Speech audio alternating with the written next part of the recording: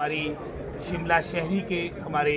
हरी जनाटा जी जो हमारे यहाँ के लोकप्रिय विधायक हैं, सभी पार्षदगण और समस्त आपकी शिमला शहरी क्षेत्र के हमारे जो सीनियर कांग्रेस पार्टी के कार्यकर्ता अग्रणी प्रकोष्ठों के सभी, चाहे उसमें महिला कांग्रेस की बात हो, सेवा दल की बात हो, युवा कांग्रेस, NSY, समस्त शिमला शहरी के हमारे सभी जो कर्मठ साथी हैं उनकी बैठक। और इसमें निश्चित रूप में जैसे आपने नॉमिनेशन की बात की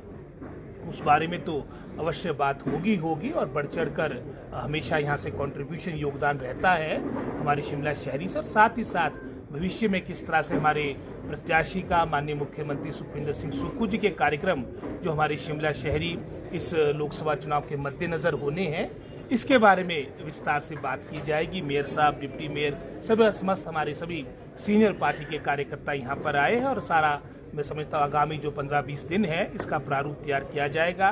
ताकि जन जन तक जो हमारी 1-1.5 वर्ष की उपलब्धि वर्तमान सरकार की है और हमारा जो कांग्रेस पार्टी का मैनिफेस्टो जिसमें मैं समझता हूँ जनहित की बहुत सी बातें हैं उसको जन जन तक पहुँचाया जाएगा। और साथ ही साथ मैं समझता हूँ जो केंद्र सरकार के विशेषकर इनकी 2014 और 19 जो इन्होंने बहुत सी झूठी घोषणाएं की थी, इसकी बाद में उस घोषणाओं को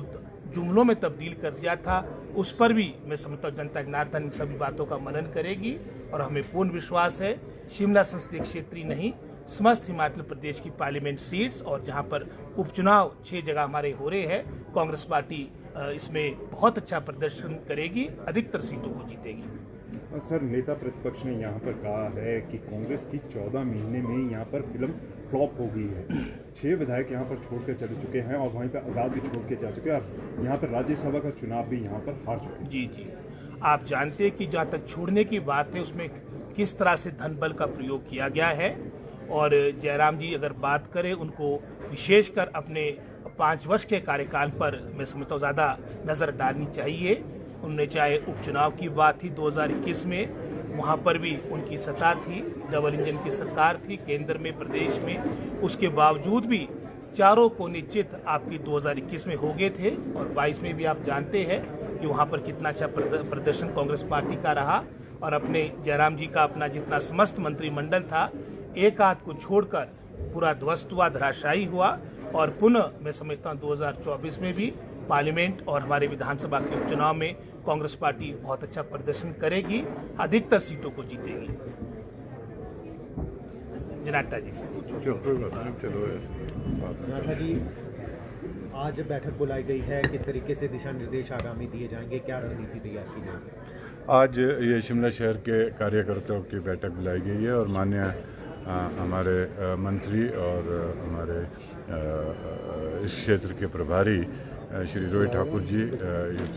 बैठक की अध्यक्षता कर रहे हैं। और आज हमने शिमला शहर से डोर टू डोर और कन्वेंसिंग का आगाज़ छेड़ लिया है और हमें पूरी उम्मीद है कि जिस तरीके से लोगों ने यहाँ पे हमें सपोर्ट किया है विधानसभा के इलेक्शंस में और उसके बाद जो कार्य हुए हैं वो हम पब्लिक में लाएंगे। और हमें उम्मीद है कि यहाँ से जो हमारे कर्मठ कार्यकर्ता है और जिनको हमने यहाँ से पार्टी ने टिकट दिया है, विनोद सुल्तानपुरी जी को हम अपने क्षेत्र से बढ़ चढ़ कर लीड देंगे। सर, यहाँ पर अगर बात की जाए शिमला शहरी की तो 10 वर्षों से कांग्रेस यहाँ पर काबिज नहीं हो सकी, तो अब किस तरह से जनता के बीच जाएंगे, क्योंकि 10 वर्ष से यहाँ पर कांग्रेस अभी नहीं, ये बात ऐसी है कि 10 वर्ष से बेशक काबिज नहीं हुई है, पर लेकिन 2022 में लोगों ने हमें चुन के भेजा है कांग्रेस के टिकट पे। और उसके बाद म्यूनिसिपल कॉरपोरेशन की जो हमारे इलेक्शन हुए उसमें हम एब्सोल्यूट मेजॉरिटी में आए। हमारे माननीय सुरेंद्र चौहान जी मेयर बने और श्रीमती उमा कौशल जी डिप्टी मेयर बनी। तो अब हम ये कहना चाहते हैं कि अगले 10 वर्षों के लिए कम से कम कांग्रेस यहाँ पे काबिज रहेगी। इसमें मैं एक बात ऐड करना चाहूँगा, जो आपने 10 वर्षों की बात की है,